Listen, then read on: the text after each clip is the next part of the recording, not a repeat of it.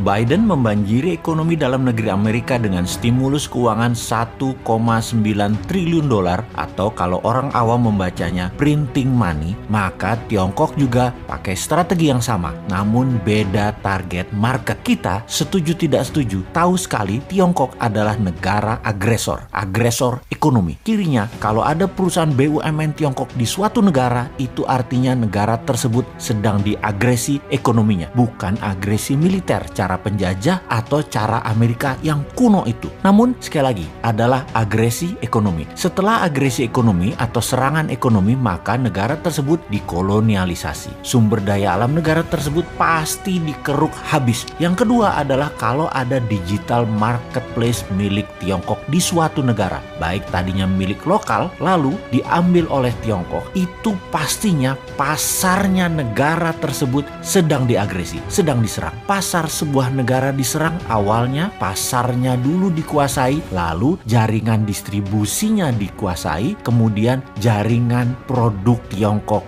masuk. Kemudian ketika sistem pembayaran non-tunai asing masuk atau pembayaran non-tunai milik lokal kemudian dicaplok Tiongkok langsung atau tidak langsung, ini artinya sistem keuangan negara tersebut sedang diagresi. Semua ini terbungkus rapih dengan propaganda manisnya nanti ekonomi suatu negara tersebut jika bergabung dengan Tiongkok nantinya akan indah. Itu janjinya mereka, itu persepsi yang diberikan oleh mereka. Tapi nanti negara tadi suatu hari mereka jadi tua. Nanti negara yang diagresi tadi jadi kurus. Negara yang dikoloni jadi jelek, tak terawat karena nggak ada biaya maintenance, nggak ada biaya krim malam, nggak ada biaya sunblock, nggak ada biaya PRP, nggak dikrimbat rambutnya, nggak dipilates bodinya, nggak dikasih makan sehat tubuhnya. Begitu tua, jelek, penyakitan, pindahlah Tiongkok tadi cari bini baru. Sama, nggak bakal dirawat juga mereka. Ya dipakai terus aja sampai kering. Sedulur, perlukah kita urai apa sih yang negara tersebut atau negara selir-selir Tiongkok itu dikerjainnya? Juga ada pertanyaan, kok banyak sih negara mau jadi selirnya dan harus melayani kaisar Tiongkok tersebut? Strategi ekonominya ya sama seperti informasi di awal, dengan printing money. Itulah mengapa kita katakan berkali-kali, siapa negara yang pakai MMT? Ya hanya Tiongkok dan Amerika. Negara lain pakai teori ekonominya Adam Smith, pakai John Maynard Keynes, pakai ilmu-ilmu itu dah. Lalu bagaimana cara agar setelah SDA sebuah negara sudah di tangan, agresi berikutnya adalah pasar digital atau marketplace, dan setelah itu apa lagi? Yang dilakukan adalah mencekik ekonomi kelas bawah dengan mendapatkan dolar dari negara yang diagresi agar kering mata uang internasionalnya, agar kering mata uang multi currency negara yang diagresi tersebut. Tiongkok memberikan insentif di dalam negerinya. Insentif setiap dapat dolar dibayar renminbi 3 kali lipat.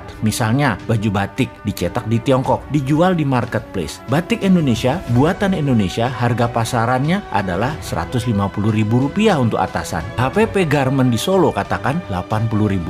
HPP ini harga pokok di mana-mana di seluruh dunia ya 11-12 lah. Pasti orang semua bahannya sama, hitung-hitungannya pasti sama. Di marketplace tadi dijual Rp50.000 loh atasan tadi. Itu pabrik di seluruh dunia juga bingung. Mereka bisa jual Rp50.000 di bawah HPP. Apa untung? Jadi panik lah para reseller. Borong barang Cina tadi, borong barang Tiongkok tadi, jual di offline, jual di online, di tempat lain harganya Rp80.000. Pabrik di Pekalongan, pabrik di Solo, pabrik di Bandung, kemudian ya mati bertumbangan. Produksinya nggak ada yang nelen, nggak ada yang beli. Itulah strategi membunuh produksi, membunuh ekonomi UKM di sebuah negara. Lalu si pengusaha Tiongkok yang dapat $4 per baju tadi, untung dagangnya bagaimana? Oh ya rugi kalau secara dagang. Modal dia kan tetap aja Rp80.000. Tetapi ketika $4 tadi uangnya masuk ke Tiongkok oleh pemerintah Tiongkok, dolar tadi bukan diberikan dolar, tapi diberikan renminbi yang nilainya 3 kali lipat dari nilai yuan terhadap dolar, alias mereka dapat sekitar $12